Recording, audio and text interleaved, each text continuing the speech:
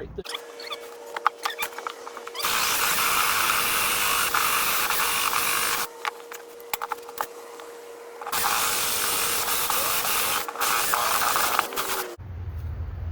On the lids, to get good use of the plywood, Dr. Leo has you do an X and a Z piece, I think that they're called, to use up the plywood on the top. Well, they meet right here, and there's flex in there. Well, I had some 1/4-inch plywood laying around, scrap stuff, so I cut a 2-inch strip, and I'm gluing it right there, and I'm using a big old gravity clamp here. Piece of cement block. This is tight bond, quick and thick. It's about a 15-20 minute setup time on that. So I put a little bit of that on each piece, and then I put the tight bond 3, which is the waterproof glue. And what that is going to do is just stiffen these up on the inside. You don't have to do it. I think they'd be fine if you did not do it. But because the tops get metal anyway, right? The outside's going to get a piece of metal that goes all the way over anyhow. Yeah. But you'll find yourself setting things on top of your beehives.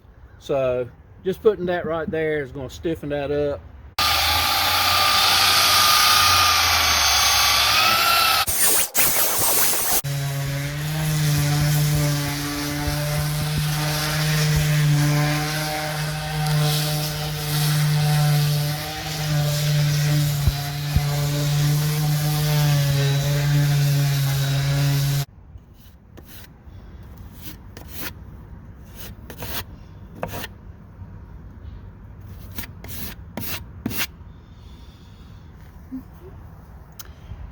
I'm going through and filling in the all the nail holes, the staple holes.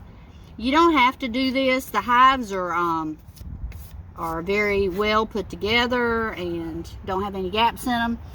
But Roy painted for a living for a long time, and he's a bit of a perfectionist, and so since he grew up getting paid to make things look nice, he likes to fill in these holes and stuff and smooth out any imperfections that we can.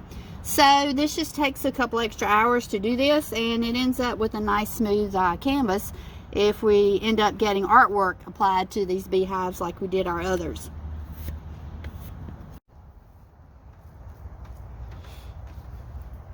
And this is the second coat of primer that you're putting on the boxes, is that right? See, they're getting there.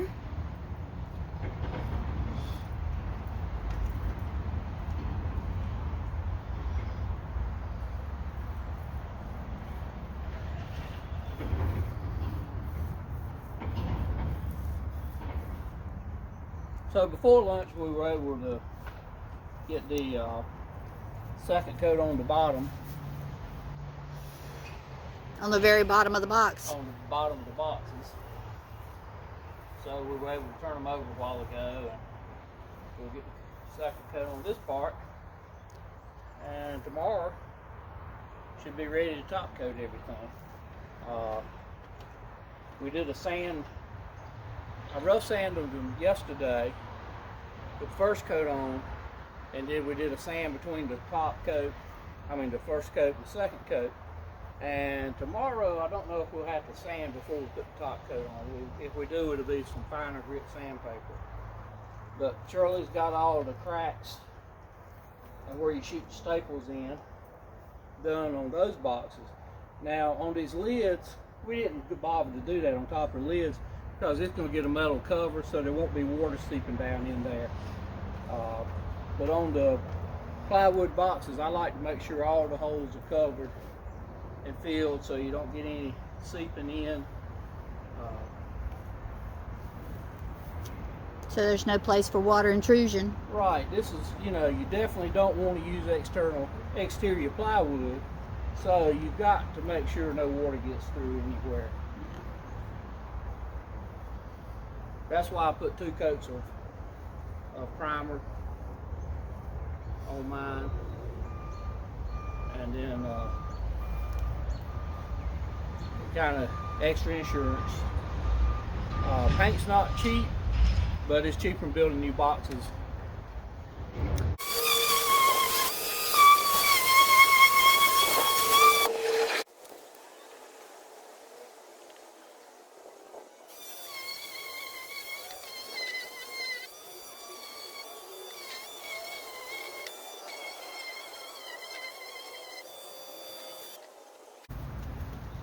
So I'm trying to get paint inside the ventilation holes in the tops. These are kind of small openings, and we just want to protect the wood from weather. So I have one of the foam brushes that I cut a little piece off of, and I'm just kind of putting paint on it and squishing it up in there. Yep. As best I can, just to get it coated. Yep, she used this in the corners inside the boxes, so cut a little piece off to use. Last year she used Q-tips, but this looks like it's working pretty good. Not bad. It's just a little tedious. I can get about half of it from the outside and then have to come inside and do the other half from the inside.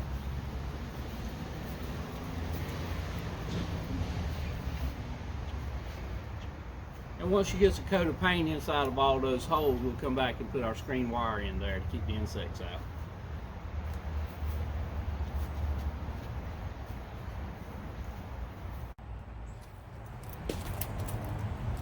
Okay.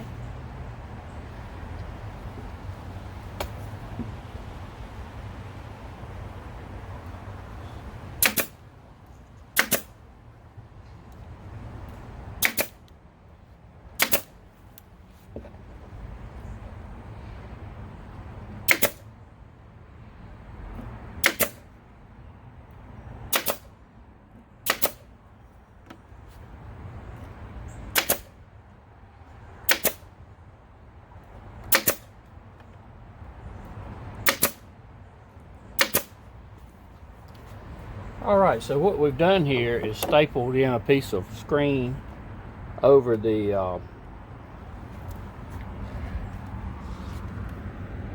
ventilation holes. Over the ventilation holes. In the tops. Okay, if you saw us last year do our roof panels for our other swarm box, hive boxes, you saw us do this back then.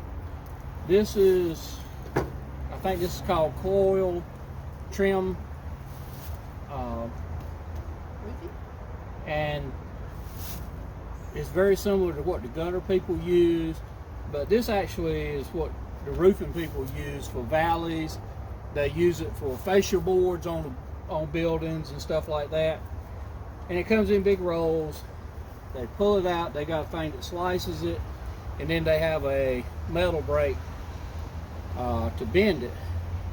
Well, we're using a framing square and a razor knife. If you just score it several times and then bend it like that, pop it back, cuts right off.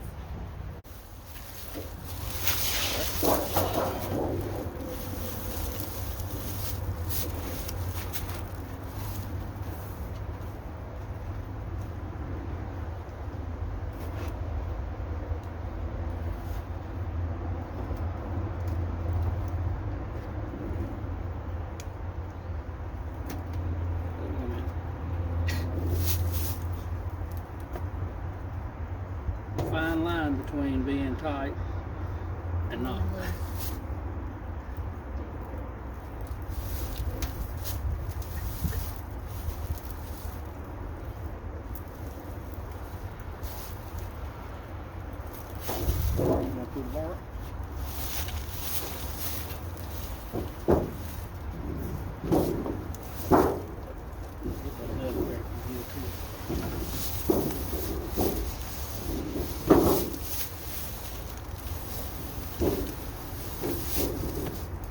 Our bender won't quite bend a good sharp 90, but it's way better than doing it by hand.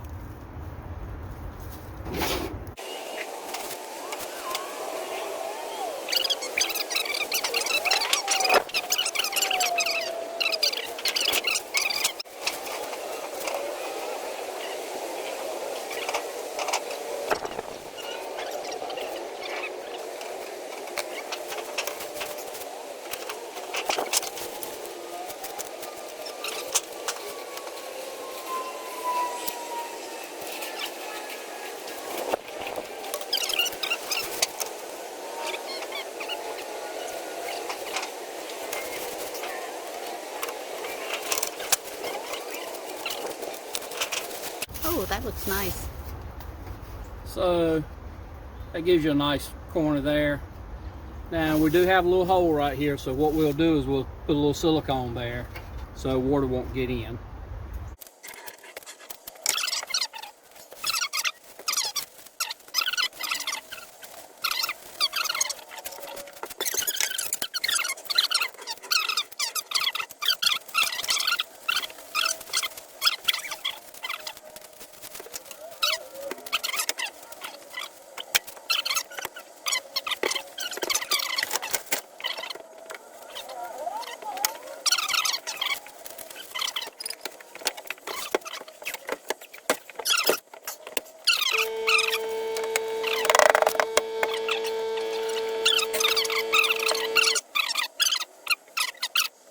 Okay, I like to put a little silicone caulk inside the corners of the aluminum roofs, and I put a big old dollop in there on the inside, and then just a little bit right here where that tap's going to smush together and get screwed in.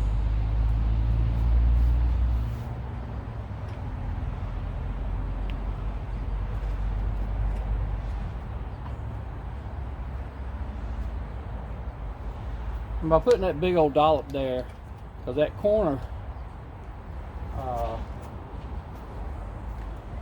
you don't want it to get a leak if that gets bent in a little bit. So let's flip it over, and you see our 1 inch of insulation in there.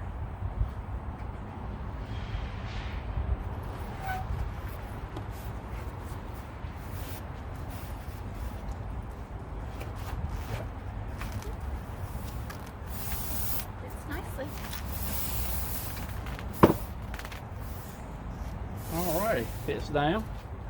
Bring your, you want to measure the corners for me? 1.25 inches. Just come up here. I don't know how you did that. Come here. Why don't you just do the screws, the first screws first. So measure over 1.25 inches here.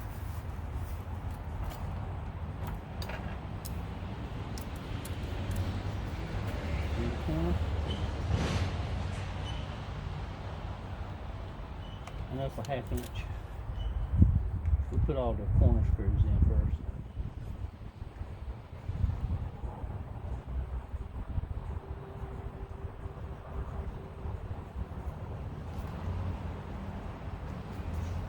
Alright, go ahead and lift this.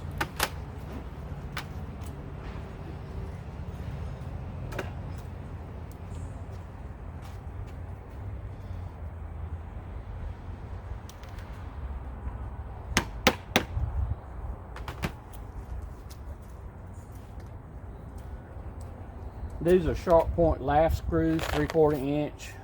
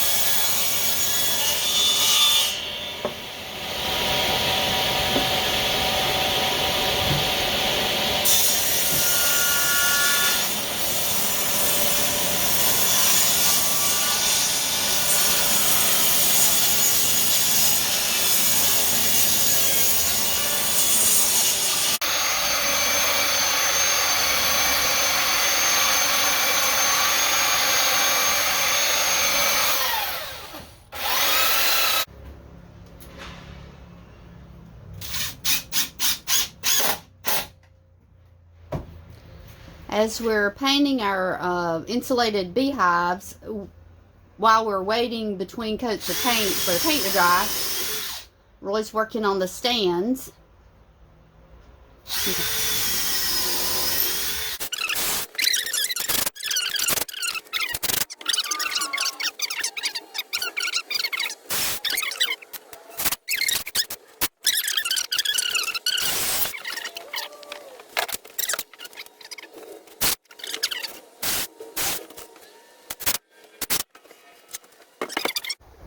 When we're painting, at the end of the day, if we're going to be painting some more, we'll just take our roller, wrap it in a plastic bag, and put it in the refrigerator.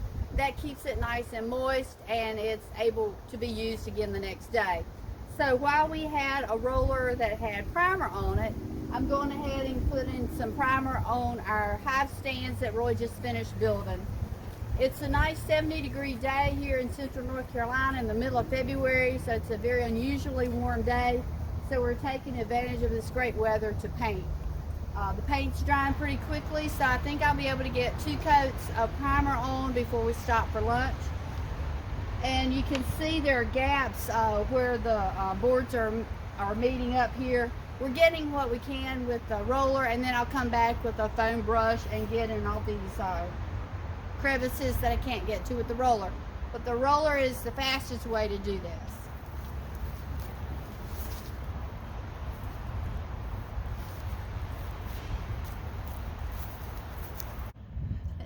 So we're still working on our bee project. We're painting the stands today. We had put a couple of coats of white primer on all the stands. We made 3 new ones this week for the new insulated hives.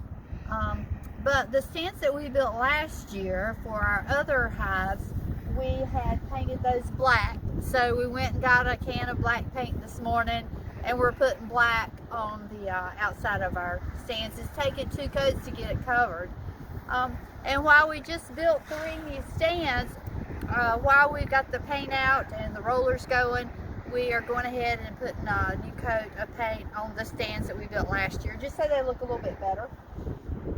So while we just built 3 new stands, I don't know, I think I've got 6 here to paint today. I'm trying to stay in the sun. It's supposed to be 50 degrees today, but it doesn't quite feel like it. And when I get in the shade, the temperature really cools down quickly. So you may see me move around in different parts of the yard, and it's just trying to stay in the sun. I think they're looking pretty good though.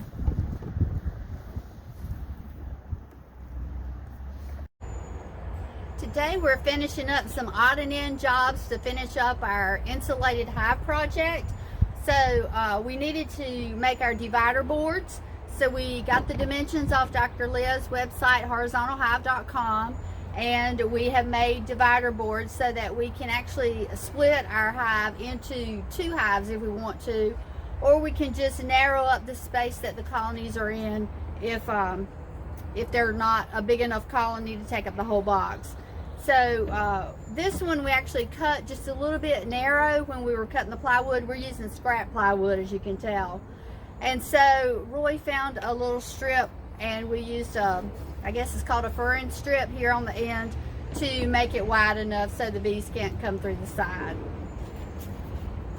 And these other 2, our piece of scrap plywood wasn't wide enough to get the width that we needed, so we put 2 pieces together. We glued them together in the center and then added a furring strip on those as well. So we're using up our scrap plywood to make our divider boards. The other thing we did is we used drywall screws for the feet, and we've got those screwed in 2 to the bottom of each board, and we left them protruding at 1/2 inch, and so that leaves space for the bees to walk underneath the divider board, so we can have the board so they're able to move in and out freely. If we want to close off the divider board completely, we'll just turn it upside down in the hive, and it'll fit flush on the bottom of the hive. So these are our 3 divider boards made out of scrap plywood. We finished our insulated hive build project that we've been working on this week, and wanted to give you a little bit of a cost rundown and an estimate of the time we think it would take to build an insulated hive. Now, we did build 3 insulated hives, but this cost breakdown is for one. I divided all the numbers out, and I do have these numbers written down. I'll show you a screenshot of that at the end of the video. So here we go. So this is the cost to build one of the insulated hives that we just did. So the first thing we bought was the plywood. We did buy the Platanium, the Georgia Pacific Platanium 11/32 plywood that Dr. Leo recommends. It does not have any formaldehyde in it. And we spent $64 on plywood. The other lumber that we bought, the dimensional lumber, we spent about $23 on the dimensional lumber. Now for miscellaneous fasteners, that's the screws and the staples that we use to fasten all the pieces together. We figured about $10 per hive for that. Now we already had staples and screws. We buy our staples in boxes of 1,000, and we buy our screws in bulk because we're always working on some kind of project. So what we used for this hive build were fasteners that we already have, but figured if you had to go out and buy them, it would cost about $10. Now the wool that we used for insulation, we did buy from Dr. Leo when we were out at his workshop in Missouri in October. He recommends about 7 pounds of wool per hive, and he sells it for $7.50 per pound. So that's $52.50 for the wool to make one hive. The primer and the paint that we used, we figured about $10 each. So $10 for primer, $10 for paint for each hive. The glue is something else that we purchase in bulk. We buy that by the gallon. We do use the Type Bond 3 because it's a waterproof glue, but figure we probably used about a 16-ounce bottle of that on this project, and it's selling for right at $8 a bottle at Lowe's right now. Now the entrance disc is another cost. We put 4 entrances on our hive. They're $5 each, the entrance disc, and so that's $20. We added that additional 4th entrance hole for ventilation because of where we live. If you don't need that, then you would only use 3 entrances and 3 of those entrance discs, so it'd be $15 for you. Now the aluminum roof that we used on the cover, we didn't have to buy that. We've got a friend who's a roofer who had some extra at the end of a job, and so he gave us that. And we had a bender that Roy built when we were building our swarm traps and our other hives last year. So that didn't cost us anything. Lowe's does sell that roofing material. It's called aluminum coil trim, and it's $150 a roll in a 50-foot roll. So broken down by the length you would use per hive, you'd use about $11 of that per hive. But if you don't want to spend $160 on a whole roll of that, and if you don't have the material or a method of bending it, you may be able to outsource that. Somebody in your area who does roofing or gutters or aluminum siding may be able to bend that for you. And I'm guessing in our area, we think we could probably get it done for about $50 per hive. But I don't know what it would cost where you live. You could check around though. So that would be an option for you to outsource that. So for this cost estimate, I did include $50 for that, which is what I think it would cost to have that outsourced. So that comes up to $247.50. So just a little bit under $250 to actually build one of the insulated hives. Now, we figured that we probably could build one in about 3 hours if we weren't building 3 at a time, and if we weren't videoing everything we were doing in the meantime.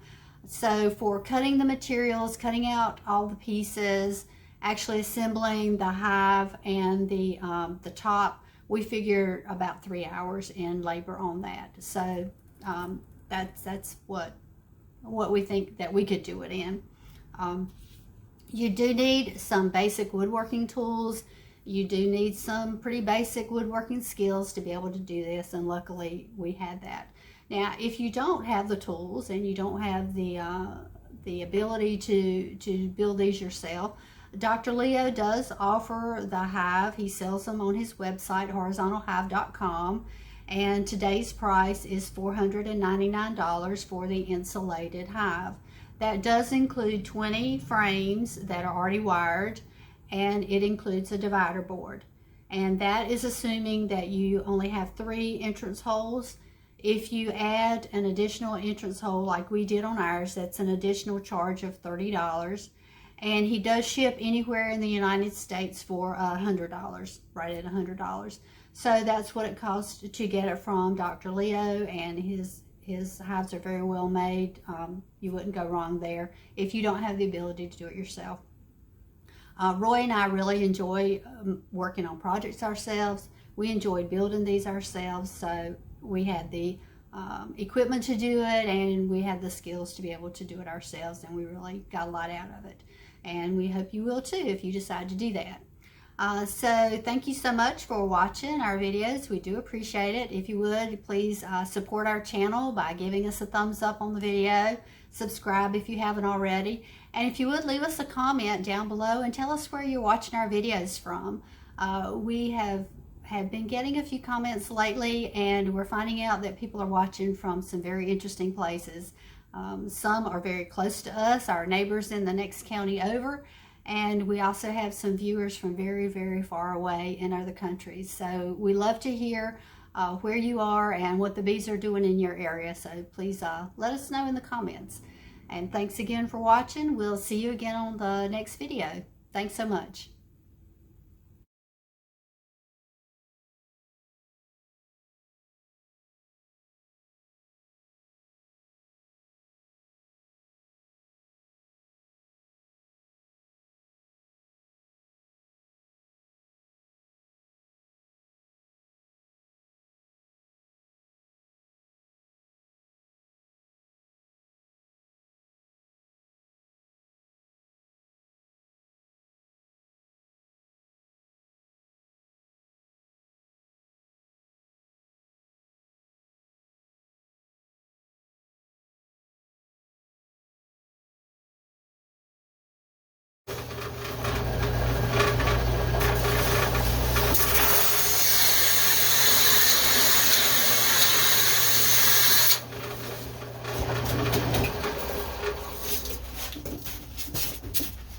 When we went to Dr. Leo's workshop class, we picked up enough insulation, the wool insulation, to make 2 boxes, and then I got a few pounds extra so that I wouldn't run out.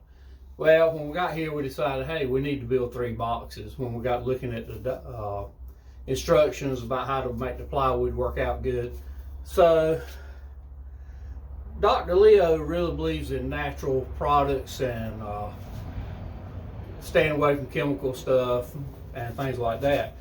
But in the book, Keeping Bees with a Smile, Lazutin talked about using polystyrene insulation board to insulate his hives. Well, we had enough to do 3 sides of the hive, and then we ran out Of the wool. of the wool. We picked this piece of 2-inch insulation board up beside the road one day, and I mean, you can use this stuff for all kinds of things. So we used wool on 3 sides. Since it's 2-inch thick, we're cutting 1.5-inch strips, and we're going to fill the back side up with 1.5-inch thick by 2-inch strips and see how that works out. It's a good way to recycle this stuff instead of throwing it in the landfill. So we'll see how it works.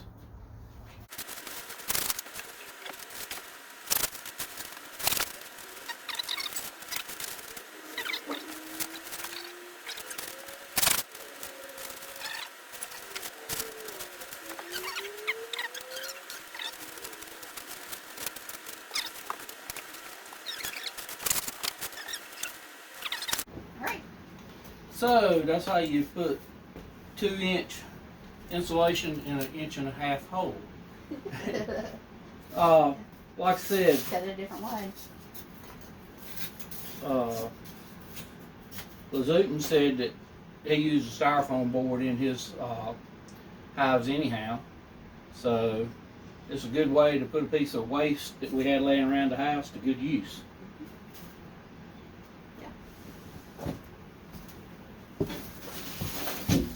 Do you want to go ahead and put that back on? I think we'll leave that knot on that side because this side of the board. No, We're going to do it that way. Yeah, we're going to do it this way. We'll have to fill these cracks here with some Yeah. filler. All right. Okay.